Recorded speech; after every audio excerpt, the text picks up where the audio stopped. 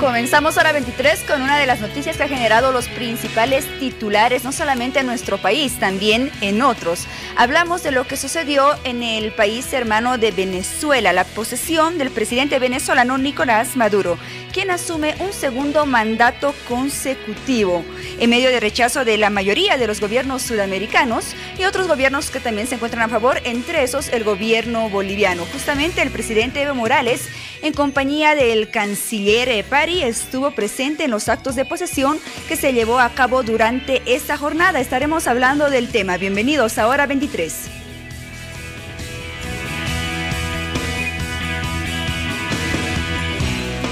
Jueves 10 de enero, bienvenidos a todos y como todos los jueves les presentamos un reportaje especial, en esta ocasión enfocado en lo que es la educación vial y los accidentes de tránsito que se registran año tras año y que van cobrando miles y miles de vidas y además dejan muchas personas accidentadas, heridas, incluso con discapacidad.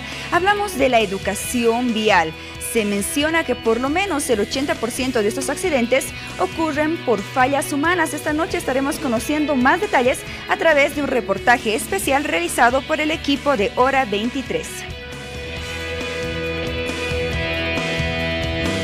Y aproximadamente estamos a 17 días de las elecciones primarias y el candidato a la presidencia, Carlos Mesa, pidió una audiencia al Tribunal Supremo Electoral ante el despido de al menos 12 funcionarios de este ente electoral. Esta situación ha creado desconfianza en los partidos políticos de la oposición, asimismo en el partido político de Comunidad Ciudadana, ya que consideran que existe una desinstitucionalización del Tribunal Supremo Electoral, lo cual pone en riesgo, según estos partidos políticos, la transparencia del proceso electoral que se llevará a cabo durante la presente gestión. Es alguno de los temas que estaremos abordando esta noche en Hora 23, pero sin duda tenemos mucho más desde Santa Cruz.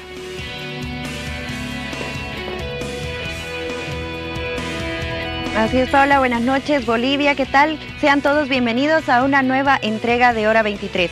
Hoy desde Santa Cruz de la Sierra estaremos hablando acerca de las elecciones a la presidencia del Comité Cívico Pro Santa Cruz a realizarse este próximo 2 de febrero. Existen dos frentes y hoy en nuestra unidad móvil contaremos con la presencia de Luis Fernando Camacho, actual vicepresidente del comité y uno de los candidatos. Él nos estará dando todos los detalles, toda la información acerca de las propuestas que tienen, los proyectos, el apoyo que actualmente está recibiendo y de la fórmula que él encabeza. En minutos nada más desde la ciudad de Los Anillos.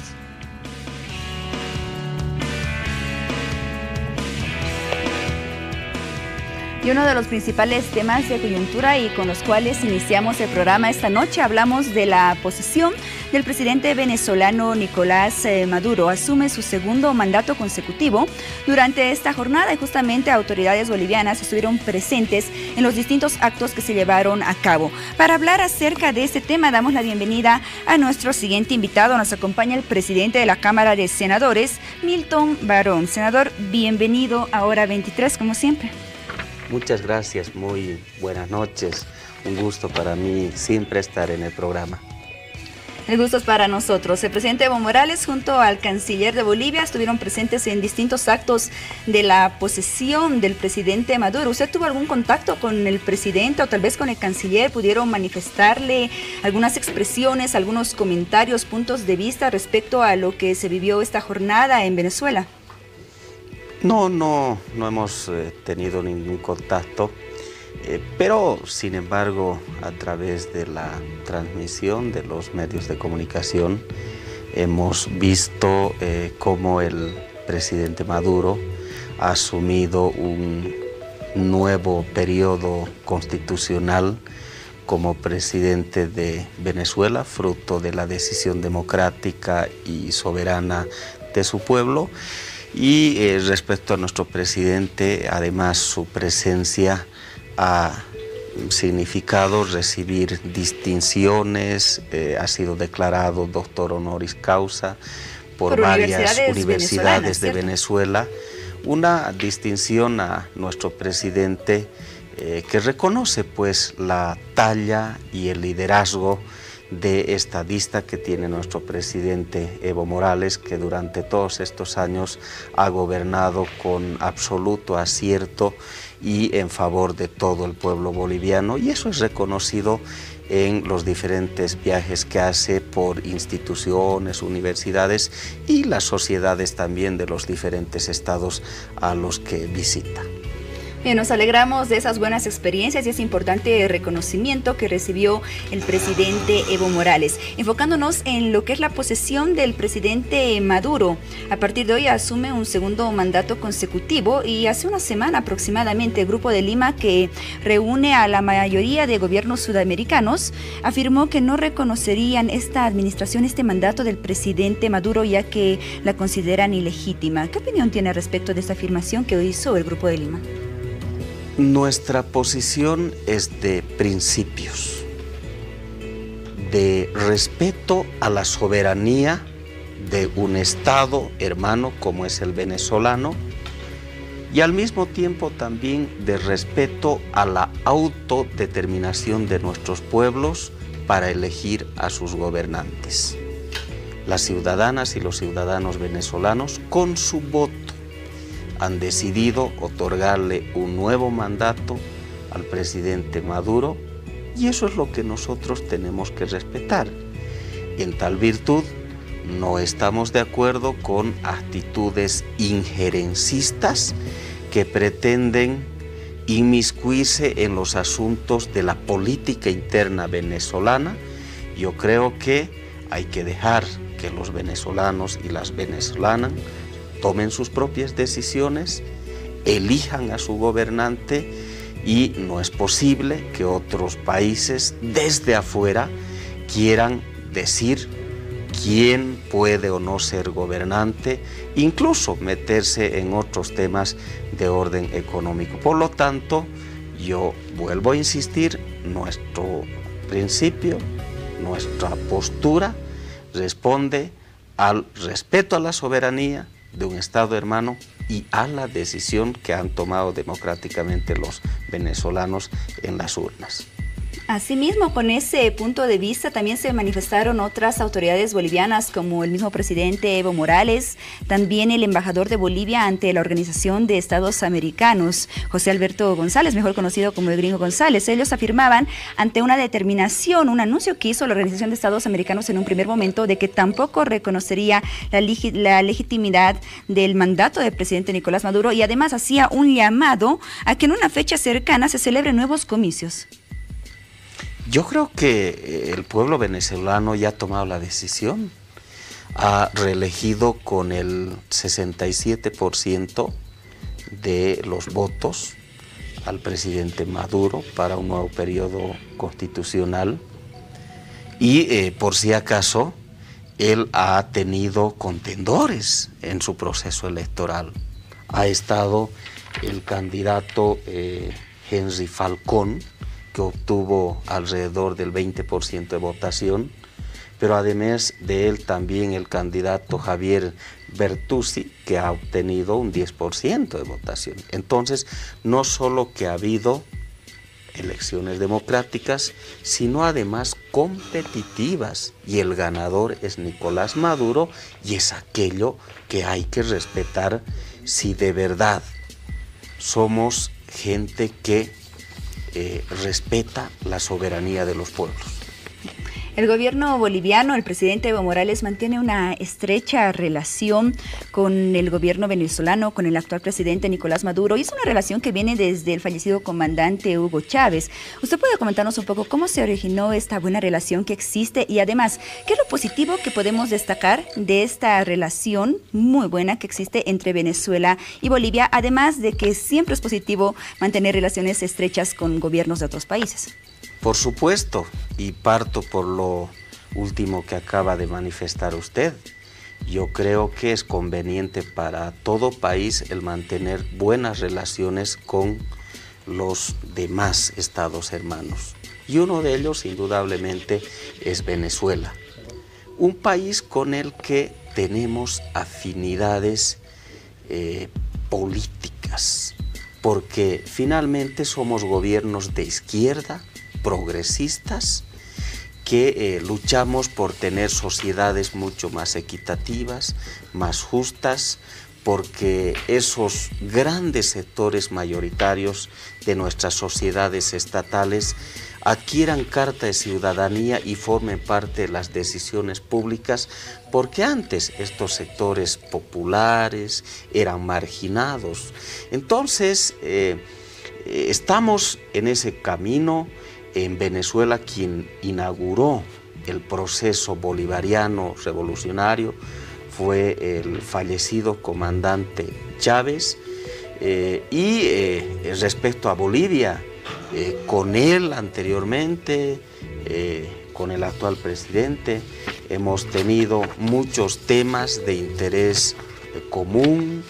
El presidente Chávez en muchos proyectos ayudó a nuestro país, fue solidario con Bolivia, y en esa medida los gobiernos progresistas, los gobiernos de izquierda como el venezolano, hoy tenemos un gobierno también progresista en México, creo que tenemos que solidarizarnos, pero además somos países que rechazamos los sistemas de dominación imperialista de potencias extranjeras que quieren dominarnos y aprovecharse de nuestros recursos naturales. En relación a Venezuela, ha habido políticas de asfixia económica por parte de Estados Unidos.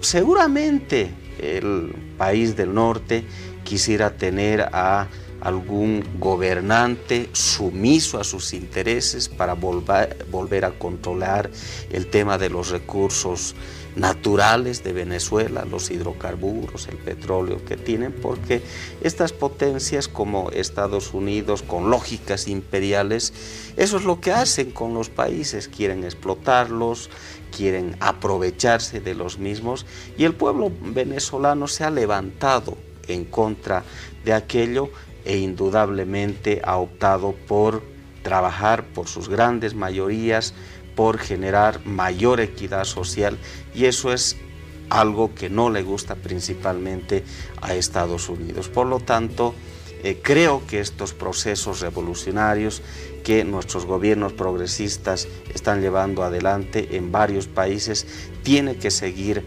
adelante, porque definitivamente quien se beneficia de estas políticas sociales son nuestros pueblos, nuestros ciudadanos y ciudadanas. En referencia a ello y al papel que pueda jugar el país norteamericano, el presidente Nicolás Maduro, es una afirmación que ha causado repercusiones. Él decía que Venezuela es el centro de una guerra mundial, justamente, y es una forma de respaldar a esa lucha antiimperialista, y hacía también una mención a los satélites que puedan estar en combinación con el país norteamericano, por ejemplo, refiriéndose a Brasil. Bueno, han habido expresiones incluso o insinuaciones en sentido de hasta de invasiones militares a Venezuela, cosa que se rechaza desde todo punto de vista, porque ya no estamos en esos tiempos en los que los sistemas de dominación imperial pueden intervenir los países. En esa medida, pues la soberanía por sobre todas las cosas de cada uno de los estados debe ser respetada. Ahora, senador Barón, surgieron en redes sociales distintas críticas a ese apoyo que existe por parte del gobierno boliviano y del presidente Evo Morales hacia lo que es el gobierno venezolano, el presidente Nicolás Maduro. Vamos a revisar algunas de ellas para que usted también pueda vertir sus puntos de vista al respecto. Una de las críticas, por ejemplo, que salió al frente fue por parte del candidato a la presidencia, actual candidato a la presidencia, Carlos Mesa, quien apuntó de que el mandatario, refiriéndose al presidente Evo Morales, puede creer en la legitimidad de Maduro, pero no puede hablar en nombre de todos los bolivianos. ¿Qué opina de esta publicación que la hizo en su cuenta de Twitter el señor Carlos Mesa? Bueno, Carlos Mesa es de ideología neoliberal. Él fue vicepresidente Gonzalo Sánchez de Lozada y por supuesto que va a atacar a cualquier gobierno progresista o de izquierda. Pero sin embargo, los bolivianos y las bolivianas somos respetuosos de la soberanía de nuestros países hermanos de la decisión de nuestros pueblos, del derecho que tienen a elegir a sus gobernantes de manera libre, y en ese sentido pues creo que nuestro presidente, al estar en Venezuela, al participar del acto de posesión del presidente Maduro, no ha hecho otra cosa que expresar esa actitud, esa posición principista, reitero, de respeto a lo que los países deciden, a lo que los ciudadanos venezolanos han determinado con su voto respecto a un nuevo periodo presidencial del presidente Nicolás Maduro. Muy bien, vamos a revisar otra publicación en la cuenta de Twitter del senador y candidato opositor Óscar Ortiz. Él mencionaba lo siguiente: el apoyo del presidente Evo Morales a la posesión de Maduro implica la complicidad con una dictadura y mancha el nombre de Bolivia. Durante nuestro gobierno nos retiraremos de la ALBA y de UNASUR y nos uniremos al Grupo de Lima para defender la democracia. Bueno, pero yo creo que Óscar Ortiz repite frases que no tienen contenido ni sustento. Hablar de una dictadura en Venezuela es algo que no corresponde a la realidad. Nicolás Maduro no está asumiendo este nuevo periodo presidencial por las armas o por la fuerza. No, sino su gobierno es fruto de la voluntad ciudadana, del voto de su gente. Es decir, se trata de una elección democrática, pero además con contendores de por medio. Yo vuelvo a reiterar, ha competido con Henry Falcón, que sacó el 20% de la votación. Compitió también con Javier Bertuzzi, que obtuvo el 10% de votos. Y Nicolás Maduro fue electo con el 67% de votación. Esa es una elección democrática. Decir lo contrario, como lo hace mi colega Ortiz, es repetir frases, reitero, sin contenido. Muy bien, vamos con una tercera publicación en otra cuenta de Twitter. En esta ocasión corresponde al expresidente de Bolivia, Jorge Tuto Quiroga. Se refirió también a la presencia del presidente Evo Morales en Venezuela, y lo que manifiesta es lo siguiente: Evo no representa en su totalidad a los bolivianos. Pido perdón al pueblo venezolano. Senador Barón. Bueno, a Tuto Quiroga habrá que recordarle su pasado, porque hay que tener moral para hablar. Y Tuto Quiroga ha sido pues el hijo político de alguien que fue dictador, como el general Banzer. Quizá a él le quedan en la cabeza esos viejos recuerdos.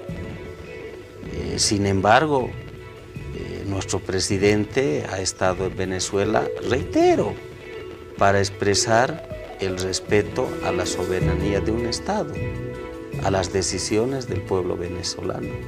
Nosotros tenemos que respetar lo que la gente del país hermano ha decidido democráticamente. Muy bien, senador Barón, gracias por analizar todos estos puntos de vista y por conversar con nosotros acerca de ese tema de coyuntura, acerca de la posición del presidente venezolano Nicolás Maduro que se dio durante esta jornada. Estamos aproximadamente, cambiando un poquito de tema, a 17 días de lo que son las elecciones primarias. Seguramente es de su conocimiento que uno de los partidos políticos de la oposición pidió una audiencia al Tribunal Supremo Electoral, ya que pone en duda la institucionalización de este ente electoral y además la transparencia con la cual se pueda realizar el proceso electoral que se llevará a cabo este año. Hablamos del señor Carlos Mesa. Bueno, estamos a 17 días de las elecciones primarias, un hecho inédito, histórico, que va a profundizar la democracia en nuestro país, porque se va a desterrar las decisiones a dedo que se tomaban anteriormente en los partidos políticos. A través de las elecciones primarias van a ser los militantes de cada organización político-partidaria los que de manera democrática y con su voto elijan a sus candidatos. Este es un proceso que el 27 de enero comienza. Seguramente, seguramente en las siguientes elecciones primarias que se tengan vamos a ir mejorando. No es fácil empezar, como todo en la vida, pero en algún momento teníamos que incorporar a nuestro sistema electoral boliviano el mecanismo de la democracia intrapartidaria, porque en el mundo casi todos los países tienen elecciones primarias, pero además un partido político, mientras más democrático es en sus decisiones internas, la consecuencia lógica es que vamos a tener un sistema político también mucho más democrático. En tal virtud, la Asamblea Legislativa Plurinacional en su momento aprobó la Ley de Organizaciones Políticas a partir de un proyecto que llegó del Tribunal Supremo Electoral. Yo pienso que el 27 de enero van a ser los militantes los que concurran a votar. Vamos a vivir una fiesta democrática, vamos a fortalecer nuestra democracia con la participación de los militantes, pero además, mire, tenemos 9 binomios inscritos, eso marca una amplia participación. Y si nos referimos a militantes, tenemos un total por las 9 organizaciones político-partidarias que llega a 1.646.948 militantes de todos los partidos políticos. De ese 1.600.000 y un poquito más militantes, 991.092 son del movimiento al socialismo. Está claro que nuestro partido, el MAS, es la primera fuerza política de nuestro país, pero sin embargo nosotros convocamos a los militantes de las diversas organizaciones políticas a que concurran a las urnas, a que vayan a votar, que ejerzan su derecho, que elijan a sus candidatos y en adelante este proceso seguirá marchando y a partir de ello tendremos binomios fruto de la elección de los militantes que vayan a terciar en las futuras elecciones generales del mes de octubre. En ese entendido, creo que la Ley de Organizaciones Políticas es un aporte a la democracia, es un desafío a la modernización de los partidos políticos, a la institucionalización de los mismos y bueno, tenemos unas elecciones primarias en marcha y creo que hoy en nuestro país vivimos una democracia plena que además se fortalece no solo a partir de las elecciones primarias, sino de mecanismos de participación ciudadana directa en las decisiones públicas que ya nuestra Constitución Política del Estado incorporó, como las consultas ciudadanas, el cabildo, la revocatoria de mandato, que le permiten a la ciudadanía tomar decisiones en los asuntos de interés público. Bien, en desacuerdo a todo lo que usted menciona, senador Barón, los cívicos de CONADE han convocado, ha hecho un llamado a una reunión para el próximo 17 de enero con la presencia de representantes de distintos partidos políticos y bueno, en esta reunión se va a tocar distintos puntos como por ejemplo rechazar la inconstitucional candidatura del binomio Morales-García Linera como lo han manifestado ellos, también convocar un encuentro por la lucha de la democracia, libertad para todos los presos y perseguidos políticos. Es una reunión que ya se viene programando desde hace bastantes días. Yo lamento que los comités cívicos estén en actividades político-partidarias porque aquello desnaturaliza los fines y los propósitos por los que los comités cívicos han sido creados. Yo fui presidente del Comité Cívico de Chuquisaca antes de acceder a la senaturía y lo que los comités cívicos hacen, ese es el propósito de su creación, es trabajar por el desarrollo de sus departamentos. pero nunca están hechos para convertirse en las puntas de lanza de los partidos políticos. Yo lamento que los comités cívicos hayan caído en esta actitud. Reitero que tergiversa los fines de la creación de las instituciones cívicas, pero en todo caso el camino en democracia es resolver nuestras diferencias de posición sometiéndonos al veredicto del pueblo. Y va a ser el pueblo, va a ser usted, seré yo, todos los ciudadanos bolivianos y bolivianas los que con su voto decidan respecto a sus gobernantes en las elecciones de octubre del año en curso. Esa es la manera democrática, respetuosa, sensata de resolver las cosas, y yo creo que por esa vía tenemos que avanzar. Considero que los paros, las medidas de presión y las situaciones de violencia que se han dado en Santa Cruz con la quema del Tribunal Departamental Electoral no debe repetirse, porque este tipo de actos dañan a nuestras instituciones públicas y cualquier paro que se hace perjudica a la ciudadanía misma boliviana. Y creo que el pueblo de Bolivia no quiere aquello, rechaza la violencia. En ese entendido, tenemos que resolver nuestras diferencias en democracia, y eso se va a dar en octubre cuando el pueblo decida con su voto. Muy bien, con esa respuesta suya, senador, cerramos este tema y nos enfocamos un poco en el área de salud, aprovechando ya los últimos minutos que tenemos de esta entrevista. Continúa la tensión por parte del sector médico, que rechaza la implementación del Sistema Único de Salud, y bueno, se ha declarado ahora en emergencia, ya que se ha presentado lo que es un pedido popular de que se pueda sancionar y se pueda prohibir además todos los paros médicos. Una acción popular. Bueno, la verdad es que la salud es un tema muy delicado. Yo creo que si hay algún área donde los paros realmente son nocivos porque le dejan al pueblo en indefensión, al enfermo sin atención, es precisamente en salud. Pero paradójicamente en este sector hemos tenido muchos paros en los últimos tiempos. En todo caso, yo invoco a la reflexión de los profesionales en salud.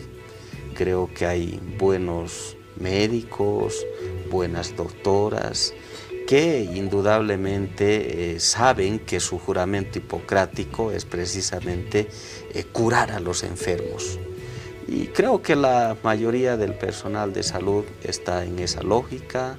Hay un diálogo instalado con nuestro gobierno a través del Ministerio de Salud, que el día lunes vuelven a la mesa de la concertación. Ahí esperamos lograr acuerdos y que este tipo de paros queden a un lado.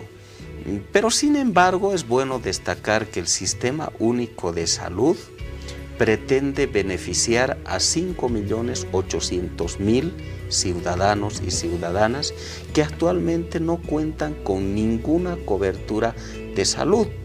A través del Sistema Único de Salud se va a prestar atención a la ciudadanía desde el 1 de marzo del año en curso. Hoy estamos en etapa de registro de los beneficiarios. Muy bien. Y vea usted la cantidad de prestaciones que va a recibir la gente es de 1.200.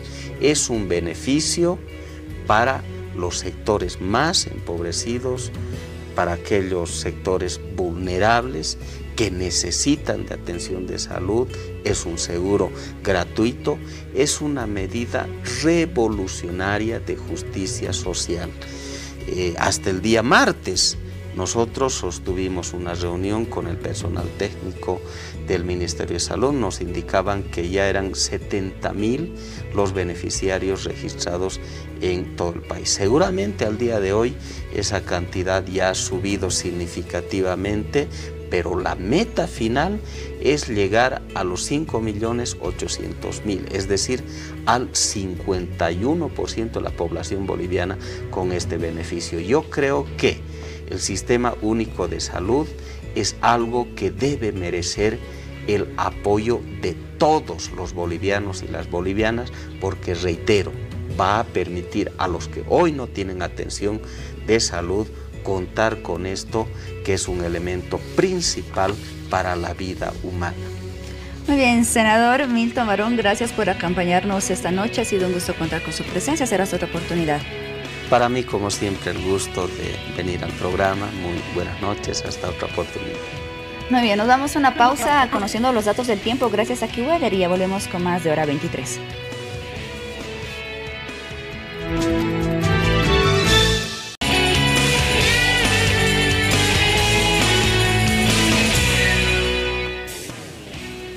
Cerca del 80% de los accidentes de tránsito que se registran en calles, en avenidas y en carreteras de nuestro país son ocasionados por fallas humanas y se cobran miles de vidas todos los años, y además muchos de estos casos pueden ir en aumento. ¿Cuáles son los causales principales? Y bueno, además historias que podemos conocer justamente que surgen a consecuencia de los distintos accidentes de tránsito, que en muchas ocasiones se atribuye a una falta de educación vial. Justamente en lo que va enfocado el reportaje especial que les presentamos esta noche, Educación Vial.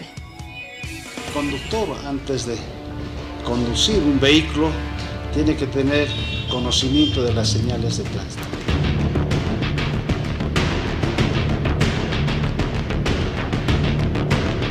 Tener cuidado necesario para conducir. Siempre ir con las normas y reglamentos que nos da el Código de Tránsito.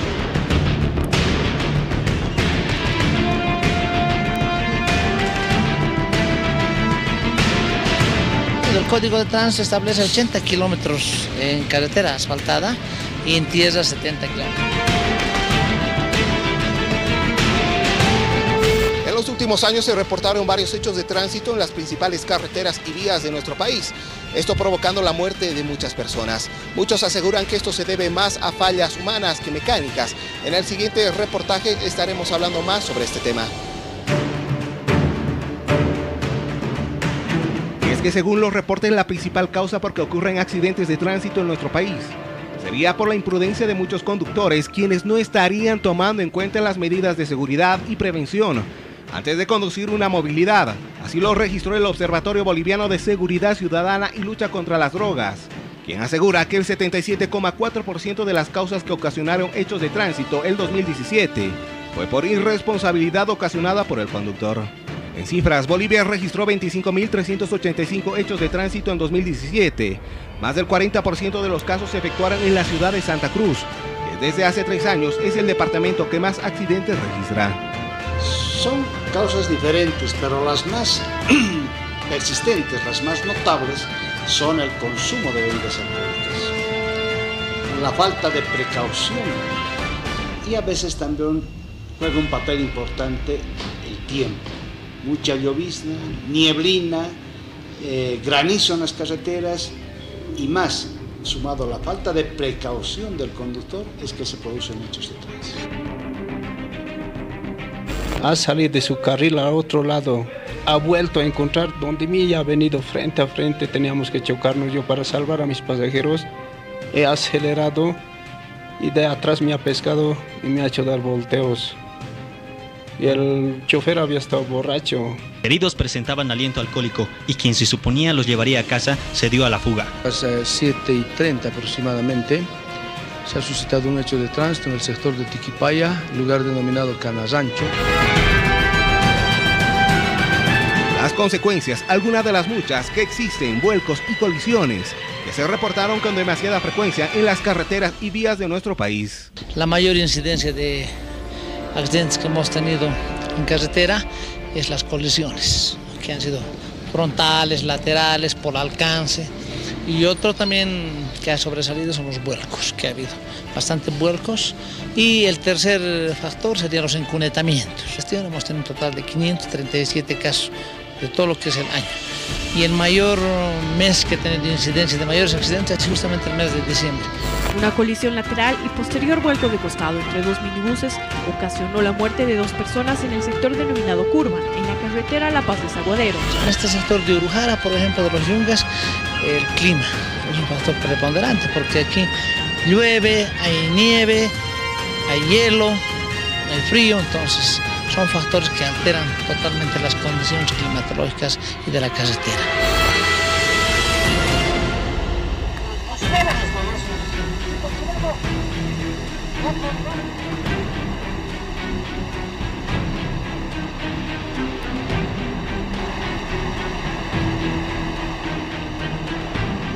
Producto de la intensa lluvia que cayó en la madrugada y que entre las 3 y las 4 de la mañana produjo este incidente en el tramo de Ibirgarzama en la carretera Cochabamba-Santa Cruz. El tema de que se ha deslizado toda esta plataforma, hay otro vehículo que ha quedado prácticamente colgado, del cual solamente se ha reportado daños materiales. Usted está yendo por el asfalto y de pronto hay un lugar que ha lloviznado, el asfalto está mojado, sí puede derrapar el vehículo. Entonces son situaciones que solamente el conductor, cuando tiene la experiencia necesaria, reduce velocidad.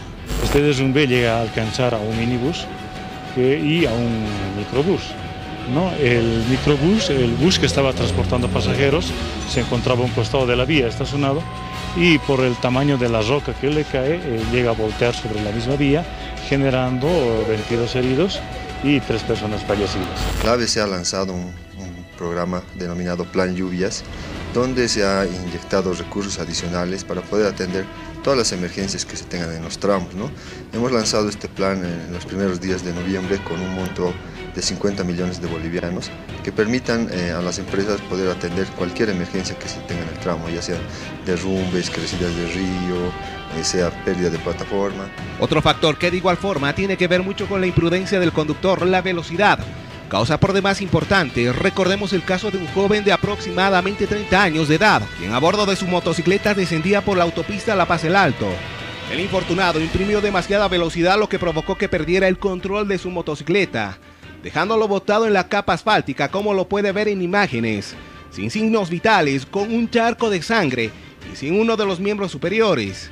Lo sorprendente es que así quedó la moto en donde se trasladaba, él ahora ya fallecido, prácticamente intacta y sin ningún tipo de daño.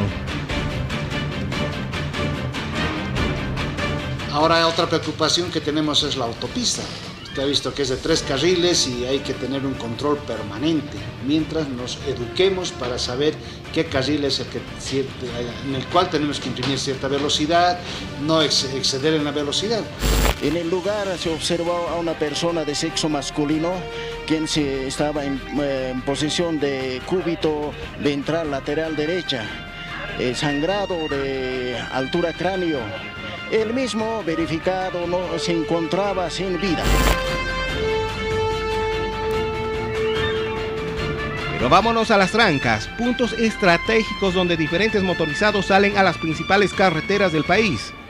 Aquí el control tiene que ser más exhaustivo para evitar futuros accidentes.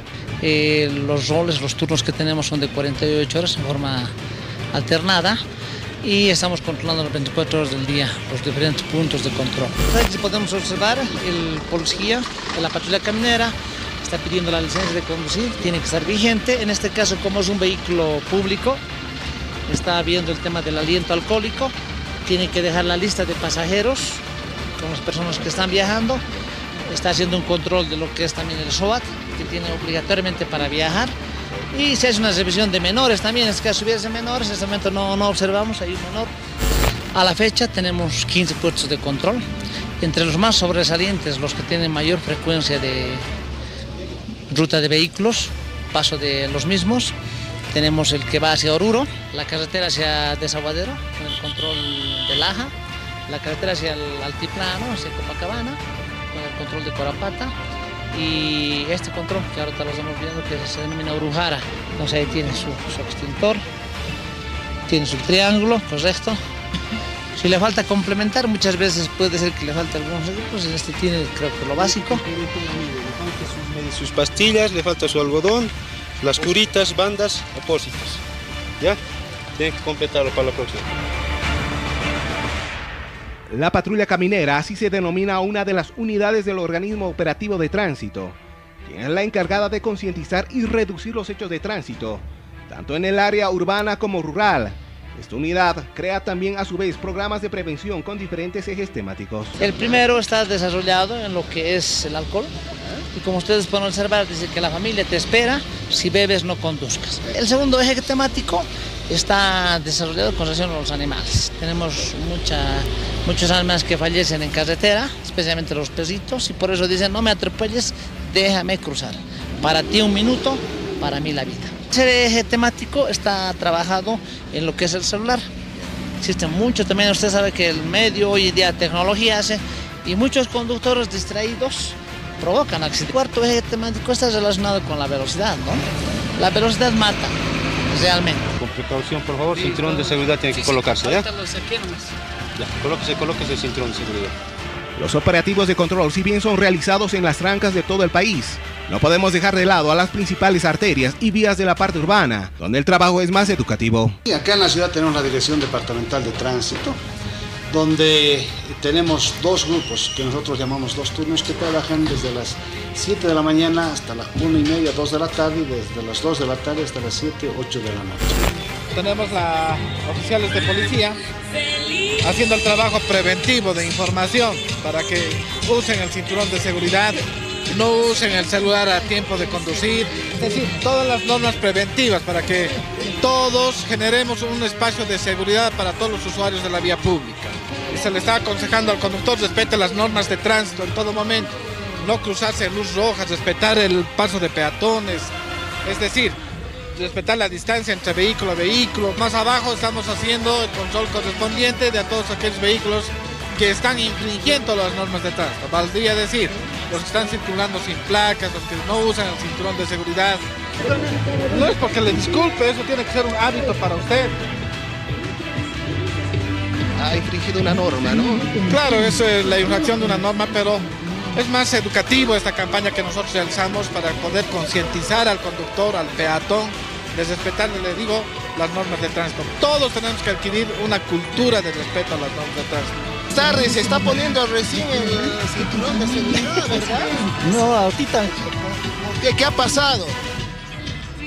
¿Se ha olvidado? Sí, me olvidé. ¿Frecuentemente le pasa esto? No. ¿Primera vez? Primera vez, sí. ¿Promete que nunca va a volver a pasar? Nunca volverá a pasar. ¿Va a ponerse el cinturón de seguridad? Pues vamos a colocar ya, por favor. ¿Primera vez que le pasa? Sí. ¿Sí? Sí. ¿No es todas las veces? No. ¿Qué ha pasado hoy? Sí, es que estábamos con ahí arriba, hemos bajado un ratito a cargar los ratitos por eso. ¿Pero desde hoy? Sí. El seguro obligatorio de accidentes de tránsito también forma parte de la precaución de cada conductor, que puede ayudar a la reparación de los daños tras cualquier accidente de tránsito. Principal, tener hoy el SWAT. Estamos coordinando con la empresa aseguradora con objeto de realizar operativos referentes a que todos los vehículos hayan cumplido con este requisito tan importante que es el seguro del vehículo, para particularmente en temas de accidentes de tránsito. En el último día del año, propietarios de vehículos realizan largas filas en puntos de venta del seguro obligatorio de accidentes de tránsito. El SWAT es muy importante porque eso hace que vayan todos dentro del vehículo con un seguro por si el conductor necesitase de esto. Mejor si no lo necesita.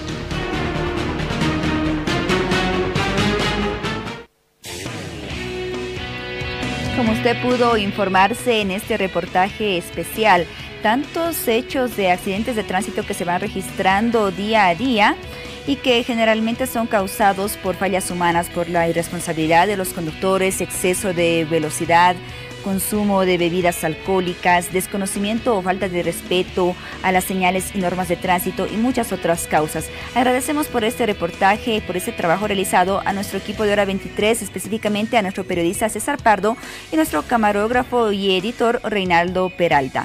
Vamos a desarrollar este tema, vamos a analizar a profundidad con nuestros siguientes invitados. Es momento de presentarles al coronel José Antonio Cavieres, director departamental de Tránsito. Coronel, bienvenido al programa, qué gusto. Muchas gracias, muy buenas noches. También damos la bienvenida al capitán Jorge Ramírez, subdirector departamental de Bomberos. Capitán Ramírez, bienvenido a Hora 23. Buenas noches, Paola, buenas noches a la audiencia de Hora 23. Bueno, prestos para poder absorber algunas dudas y desarrollar el programa. Así es, vamos a desarrollar más acerca de este tema.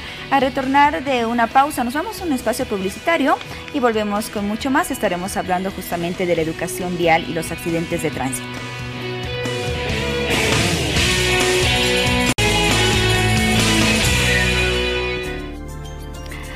Seguridad vial, cuida tu vida y la de los demás es el tema que estamos abordando esta noche a través del reportaje especial que fue presentado en el anterior bloque. Tenemos justamente una pregunta publicada en nuestras redes sociales, nuestra página de Facebook Hora 23, en la cual ustedes pueden participar de ese tema. ¿Qué medidas cree que se debería tomar para que se reduzcan los accidentes de tránsito en nuestro país? Estaremos a la espera de sus respuestas y de sus comentarios por medio de esta publicación. Bueno, y sin duda más de uno, yo creo que quedamos impactados con todas aquellas imágenes, con todas aquellas historias, aquellos casos que pudimos ver en el reportaje respecto a los accidentes que se van registrando en ciudades o en carreteras, algunos de mayor gravedad sin duda. Coronel Javiares, ¿cómo van los registros de los accidentes de tránsito? El año 2018, por ejemplo, ¿con cuántos accidentes de tránsito cerramos el año y cómo podríamos hacer una comparación con pasadas gestiones? Bueno, dentro del cuadro comparativo y estadístico que nosotros hemos podido establecer con referencia a la gestión 2017 y 2018, tenemos como resultado general que en la gestión 2017 sucedieron 4.473 accidentes de tránsito.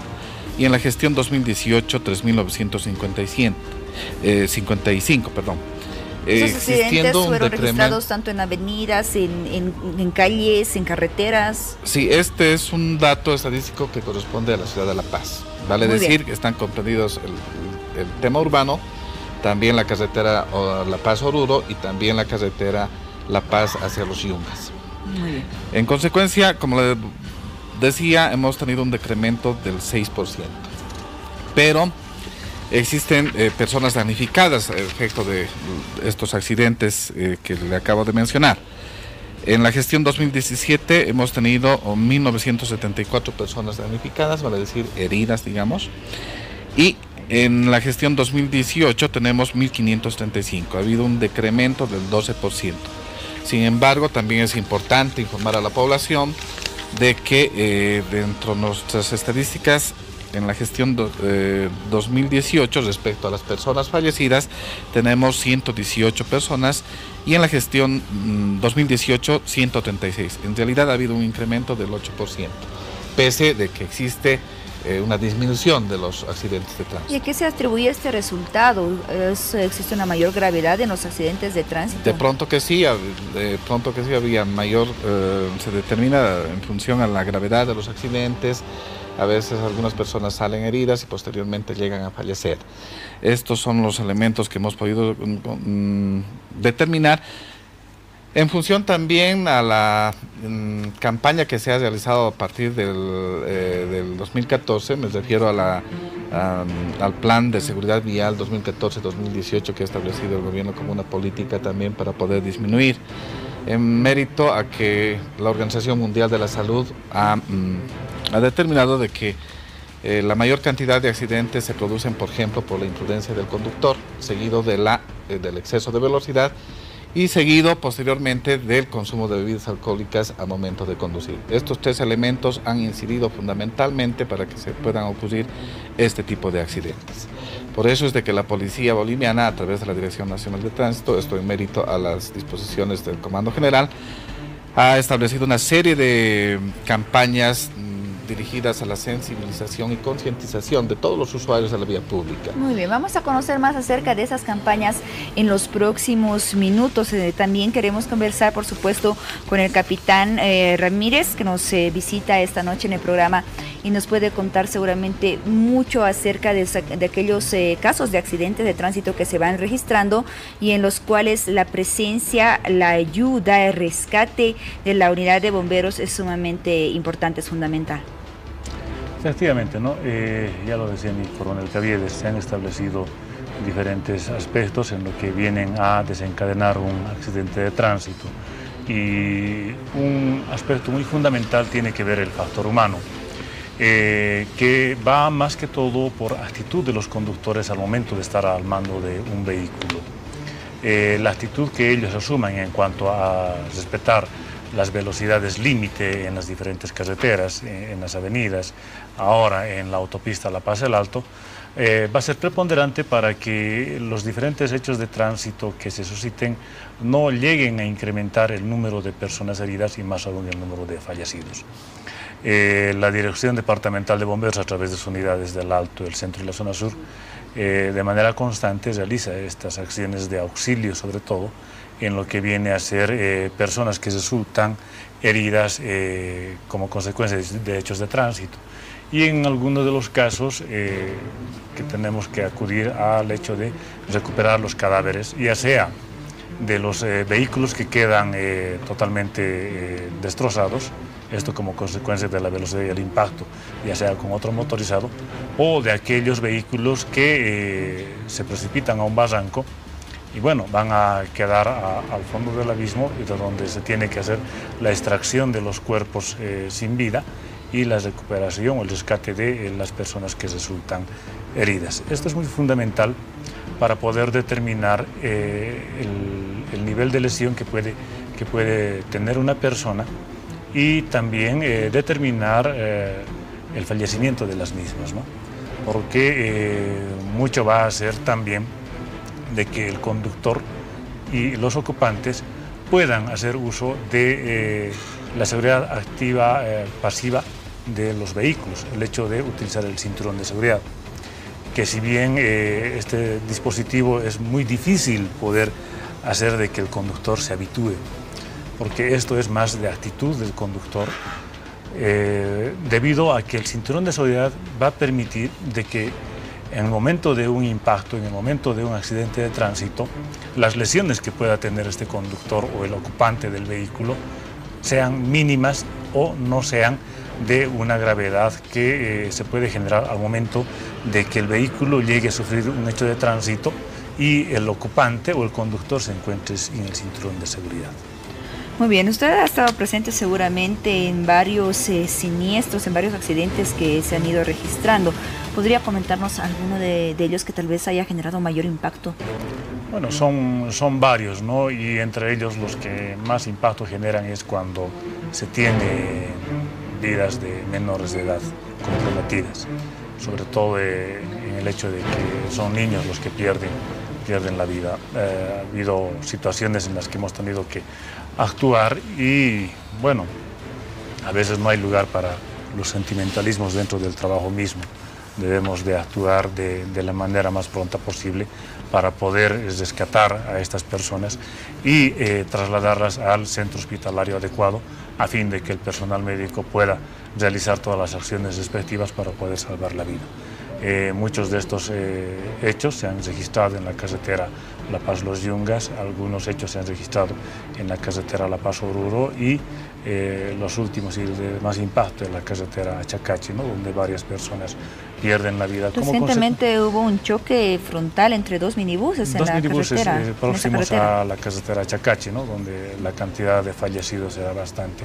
Y esto como consecuencia sobre todo la imprudencia de los conductores, porque si bien hay vías que están establecidas en doble ruta, hay vías que por una u otra situación pueden entrar en mantenimiento.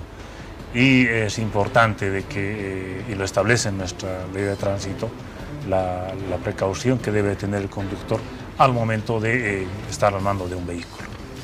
Muy bien. Coronel Caviedes, respecto a los casos de accidentes de tránsito que se van registrando, ¿qué lugar ocupa La Paz en comparación con otros departamentos? ¿Cuáles son aquellos departamentos que registran mayor cantidad de accidentes? ¿La Paz es uno de ellos? Evidentemente son los, en el eje troncal prácticamente es donde más accidentes se llevan a cabo. Tenemos una ruta muy peligrosa nosotros en la ciudad de La Paz, en el departamento de La Paz en realidad, la que une La Paz con los Yungas. Ahí es donde se suscitan una serie de accidentes. Ya lo manifestó aquí nuestro capitán de bomberos, prácticamente por la imprudencia y por el factor humano, que definitivamente no consideran el respeto a las normas de tránsito en cuanto se refiere a la señalización, a la velocidad, a otros aspectos que determinan pues que se sucedan este tipo de accidentes. Muy bien, cuando hablamos de esa falta de respeto a las normas de tránsito y hablamos de la educación vial, este es un punto determinante por el cual, una falta de educación vial es el punto determinante por el cual se van registrando tantos accidentes, y cómo se trabaja desde lo que es el tránsito justamente para educar a todos los conductores y así impedir que vayan registrándose tantos accidentes. Bueno, nosotros hemos empezado una campaña muy importante el anterior año, 2018. Estamos haciendo un trabajo con la niñez prácticamente para enseñarles a tener respeto a las normas de tránsito, de tal forma que hemos construido unos parques móviles con vehículos, con motocicletas, donde el niño utiliza estos vehículos, sabe qué es pasarse una luz roja, sabe cómo es una señalización vertical, horizontal, etcétera, y aprende jugando. Queremos empezar por ello para que no podamos sancionar cuando ya sean hombres, ¿no es cierto?, mujeres. Eso es un punto muy positivo. Hace un tiempo atrás escuchaba a algunos expertos mencionar que la educación vial debe implementarse, debe enseñarse desde la niñez. Es así, estamos nosotros con ese propósito, tenemos un programa, por ejemplo, ya vamos a empezar esta gestión también asistiendo a los colegios una vez que se reanuden las clases para poder seguir con esta campaña, es muy importante ello. Sin embargo, no hemos dejado de lado ningún aspecto, llegamos a todo el público en general, estamos con campañas con los sindicatos, con agrupaciones, etcétera, con colegios también, de gente ya adolescente, etcétera, con el propósito de concientizar y de que evitemos pues este tipo de información tan delicada, que prácticamente daña, ¿no es cierto?, a la sensibilidad humana, la que nos ha podido reflejar y la que ustedes han mostrado en el reportaje, evitar. El propósito es ese, el de reducir el índice de personas fallecidas, heridas, damnificadas, lesionadas a consecuencia de los accidentes de tránsito. Se ha establecido mundialmente de que mueren más personas en accidentes de tránsito que con cáncer, ¿no es cierto? Es un aspecto que nos llama la atención y por el que se está trabajando continuamente en todos los puntos en todas las organizaciones policiales, etcétera, a nivel mundial, y obviamente nosotros estamos también a la par de ellos. Muy bien, importantes las medidas de prevención que van implementando, y también es importante conocer acerca de las sanciones. Por ejemplo, coronel, decíamos, fallas humanas son las que causan la mayoría de los accidentes de tránsito, distintas fallas humanas, exceso de velocidad, irresponsabilidad, consumo de bebidas alcohólicas. De acuerdo a la causa, ¿cuáles son las sanciones que se implementan? Dependiendo la gravedad. Mire, si tenemos una serie de normativa en el país, en el Estado Plurinacional de Bolivia, tenemos el Código Penal, tenemos la Ley 259, por ejemplo, que establece el conducir en estado de ebriedad, las sanciones de la suspensión de 1 año de la licencia. Si nuevamente el infractor es sorprendido conduciendo en estado de ebriedad, pues es suspendido en forma definitiva. Y al llegar a una tercera ya es procesado penalmente por conducción peligrosa. Estos aspectos son los que se están dando cumplimiento. El Código Penal existe una serie de conductas que están tipificadas en esta normativa, por ejemplo, la conducción peligrosa, homicidio en accidentes de tránsito, en fin, una serie de elementos, de conductas que están reguladas en nuestra normativa del Estado. Así también en el Código de Tránsito, que ahora es una ley, ahí ya se sanciona, por ejemplo, contravenciones a lo que dispone de la conducción en las vías públicas, por ejemplo, el pasarse luz roja, el exceso de pasajeros, el tocar bocina en exceso, el no llevar el cinturón de seguridad consigo, etcétera, etcétera. Son elementos que están concluyendo y que a la hora de que se sucede un accidente, obviamente son aplicables de acuerdo a la participación del conductor o del que ha infringido esta norma. Muy bien, para finalizar la entrevista, capitán Ramírez, ¿algunas recomendaciones que usted quiera advertir a toda la población? Bueno, sobre todo a los conductores, ¿no? Tenemos que tomar en cuenta de que al estar al mando de un vehículo, estamos al mando de nuestra vida misma. Está en juego la integridad física de nosotros como conductores y de los que están ocupando estos vehículos. Muchas de las veces hemos visto de que el hecho de sobrelimitarse la capacidad de uno mismo al estar al mando de un vehículo pueden generar lesiones irreversibles o también puede hacer de que una persona llegue a perder la vida. Es importante cumplir las normas de tránsito establecidas, respetar los límites de velocidad. Nosotros que atendemos accidentes en la ruta Yungas podemos ver que hay límites de 30 km por hora en neblina, pero sin embargo hay conductores que rebasan este límite de velocidad permitido. El hecho de poder cumplir las normas hará de que podamos tener una vida tranquila, una vida segura y evitar de que personas inocentes lleguen a ser afectadas por un hecho de tránsito, porque de una u otra manera el hecho de resultar herido en un accidente de tránsito conlleva pues a algún tipo de afectación a la familia, a la misma persona y sin lugar a dudas esto afecta de sobremanera a las actividades normales de la población. Así es, capitán Ramírez, Jorge Ramírez, gracias por ese mensaje, por todas las recomendaciones y por orientarnos esta noche acerca del tema que hemos abordado, la educación vial.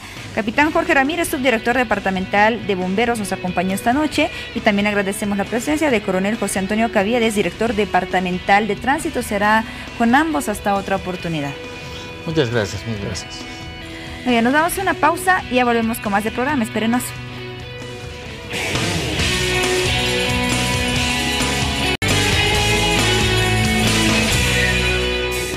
Como habíamos anunciado al inicio del programa, yo ya me encuentro con el doctor Luis Fernando Camacho. Él es candidato a la presidencia del Comité Cívico Pro Santa Cruz y actualmente tiene el cargo de vicepresidente del comité. Inmediatamente le doy la bienvenida. Doctor Camacho, buenas noches, bienvenido a Hora 23. Buenas noches, un saludo a todo el pueblo boliviano y con el único deseo de poder llevar adelante lo que son las propuestas y que el pueblo lo conozca. Muy bien, quiero iniciar esta entrevista preguntándole por qué decidió postularse a la presidencia del comité ya teniendo la vicepresidencia. Bueno, venimos en una carrera institucional hace bastante tiempo, los comités cívicos provinciales, la segunda vicepresidencia, la primera vicepresidencia y hoy por hoy con la finalidad de llegar a la presidencia. En la institución cívica y en muchas instituciones lo que se busca es conocer la institución, conocer sus necesidades y generar la confianza en ellos para que puedan apostar en uno la posibilidad de llevar adelante la institución. El único deseo es poder seguir trabajando por el engrandecimiento de nuestra tierra y que esa institución pueda seguirse levantando de los duros golpes que ha recibido en estos 10 años. Doctor, usted como vicepresidente actual del Comité Cívico Pro Santa Cruz, ¿cuál cree que son las principales fortalezas del comité? Su institucionalidad, la historia que tiene el comité, sobre todo la representatividad que tiene a través de los sectores que aglutina todo el pueblo. Estaba hablando de 200 instituciones que prácticamente está aglutinando todo el pueblo cruceño porque están desde las comparsas hasta el sector empresarial y esa es la fortaleza que tiene la institución y el único deseo de que quien participa está con la única finalidad de poder aportar a su comité y de poder aportar a Santa Cruz y obviamente aportar a Bolivia. Así como hablamos de fortalezas, también podemos hablar de debilidades, tal vez de alguna falencia.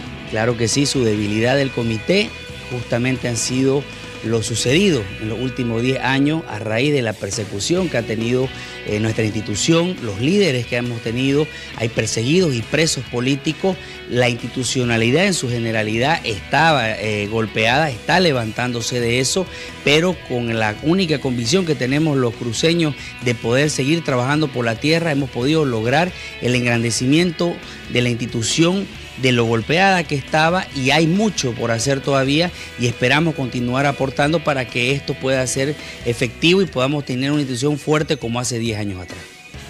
Doctor Luis Fernando Camacho, cuéntenos, cuente a todo el país, ¿por quiénes está conformada la fórmula que usted está encabezando? Me acompaña el doctor Rómulo Calvo, que representa al sector salud. Esa representatividad la hemos buscado a raíz de la lucha que ha tenido ese sector inclaudicable y que ha sido la punta de lanza para poder llevar adelante las grandes luchas que hemos tenido en este año. El sector salud ha propuesto al doctor Rómulo Calvo, que es el que acompaña en la primera vicepresidencia, y lo que significa el sector profesional y el sector empresarial, que hemos buscado la forma de generar que ellos también nos aporten con lo que significa la segunda vicepresidencia, y es el arquitecto Mario Aguilera. hay algunos sectores también que últimamente se han unido a apoyarlo. ¿Cuáles son estos sectores que lo apoyan?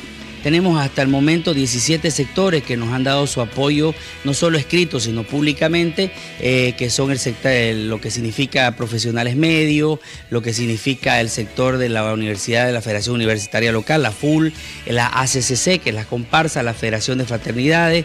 Hemos tenido así también el de los campesinos, el de los indígenas y en general hasta 17 sectores de los 24 que conforman la institución.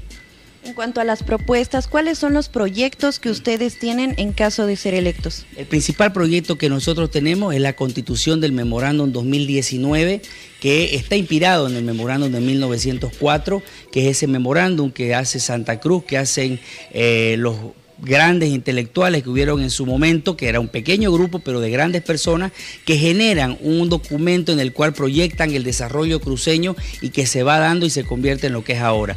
Nosotros proyectamos el memorándum del 2019 bajo la lógica que después de tantos años, no solo los actores, sino la población es totalmente distinta y necesitamos plasmar en el documento, conjuntamente con las instituciones y el pueblo en general, a través de aquellas instituciones como la Iglesia Católica, Iglesia Evangélica, que no forman parte de la estructura del comité, pero que es necesaria para lo que significa la elaboración de este documento e incorporar un nuevo documento de todo lo que proyecte una Santa Cruz de aquí a 50 años y que de esa forma podamos llevar adelante un proyecto para Bolivia. Doctor, muchísimas gracias. Estoy segura que muchos de los cruceños que nos están viendo ahora ya se sienten mucho más informados y esperamos tenerlo en otra oportunidad en Hora 23.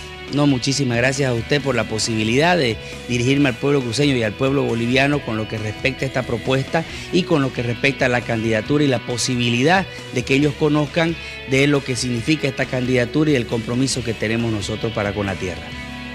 Bueno, con las palabras del doctor Luis Fernando Camacho, yo me despido. Nos vemos dentro de unas horas con más temas interesantes desde la capital oriental. Buenas noches. Muy bien, hasta más tarde, Mariel. Gracias por esa información. Continuamos desarrollando otros temas que tenemos pendientes. Estamos a 17 días de las elecciones primarias que se llevarán a cabo. Y bueno, la Alianza Política Comunidad Ciudadana justamente pidió una audiencia al Tribunal Supremo Electoral. Una audiencia que se espera sea otorgada, sea concedida al actual candidato presidencial, el señor Carlos Mesa, para analizar algunos puntos que preocupan a distintos partidos políticos, así como esta alianza que forman parte de la oposición, y pone en duda la credibilidad, la confianza, la transparencia que puede existir en el proceso electoral que se lleva a cabo durante este año. Para hablar acerca de este tema, damos la bienvenida a nuestro siguiente invitado. Nos acompaña el señor José Luis Bedregal, miembro de la Dirección Nacional de Comunidad Ciudadana. Señor Bedregal, bienvenido a Hora 23.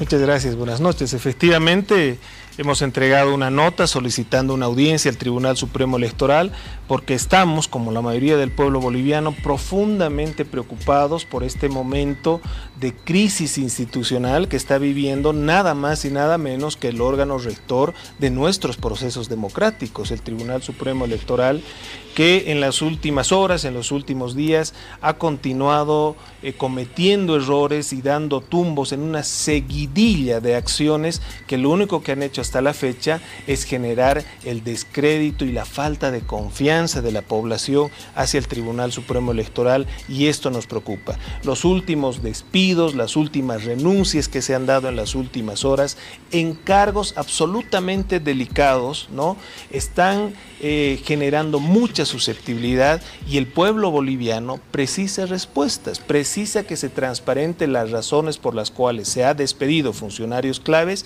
y se ha presentado la renuncia de funcionarios importantes en la estructura del Tribunal Supremo Electoral. Hablamos de alrededor de 12 funcionarios que fueron despedidos o alejados del Tribunal Supremo Electoral. Usted mencionó funcionarios claves. ¿Por qué? ¿Cuáles son las funciones que cumplían en este ente los funcionarios que actualmente ya no cumplen ninguna labor en el Tribunal Supremo Electoral? Imagínense jefaturas y direcciones del área de informática, la directora nacional de informática, por cuyas manos pasa la base de datos del Tribunal Supremo Electoral, todos los datos nuestros de las bolivianas y bolivianos que estamos inscritos en el padrón, el propio padrón electoral tan delicado, tan cuestionado, que se tiene que manejar con absoluta seguridad y transparencia, y además el proceso de recolección rápida de información de las actas en proceso electoral, ¿no?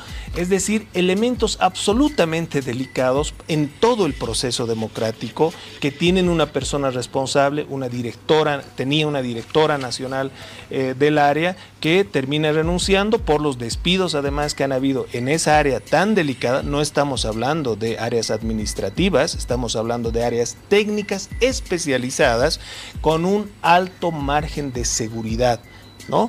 El jefe de la misma área que ha sido despedido en momentos en que estamos en pleno proceso electoral, no estamos en cualquier momento, estamos a unos días de la realización de las primarias, donde además también ha habido un padrón o registro de militantes absolutamente inconsistente. Ya todos sabemos lo que ha ocurrido, miles de bolivianos que han aparecido inscritos en partidos con los cuales ni siquiera simpatizan, otro tanto que no aparece su inscripción, como es el caso mío en particular, imagínense, ¿no? Lo digo porque yo soy fundador y soy dirigente de una organización política y ni siquiera aparezco inscrito en mi organización, lo cual ya viola mis derechos como el de miles de bolivianos a poder participar en las primarias. Es decir, estamos a unos días de un proceso electoral de las primarias y estamos haciendo cambios tan significativos. ¿Qué expectativas se tiene acerca del pedido que realizaron de que se les conceda esta audiencia? ¿Existen algunos motivos por los cuales posiblemente el Tribunal Supremo Electoral podría negar esta audiencia? No debieran existir, porque todos los bolivianos tenemos derecho a acceder a información, todos los bolivianos tenemos el derecho constitucional a que se atiendan nuestros pedidos, así lo señala la Constitución, y más aún en este caso cuando somos el principal frente político de la oposición, que goza con el respaldo de un amplio porcentaje de gente que se constituye en la alternativa justamente al partido oficialista. Sería una aberración, sería un terrible error que el Tribunal Supremo Electoral nos niegue esta audiencia, porque el pueblo boliviano tiene derecho a que se transparente todos los actos del tribunal, tiene derecho a saber por qué se están dando estos cambios, por qué se está despidiendo este personal, ¿ha cometido errores? ¿Cuáles son las consecuencias de sus errores al proceso democrático? ¿Han hecho algo malo con el padrón, con el sistema informático? ¿Qué es lo que ha ocurrido? ¿O es que se está cambiando personal para poner personal de confianza y poder manipular elementos tan delicados como el padrón electoral? ¿Y este personal que fue despedido no se pronunció al respecto? Bueno, a través de sus cartas, no solamente este personal. Recuerda el pueblo boliviano que ya en octubre del año pasado, nada más y nada menos que la presidenta del Tribunal Supremo Electoral, doña Katia Uriona, renunció al tribunal preocupada, así lo señala su misiva, por la crisis de institucionalidad del Tribunal Supremo Electoral.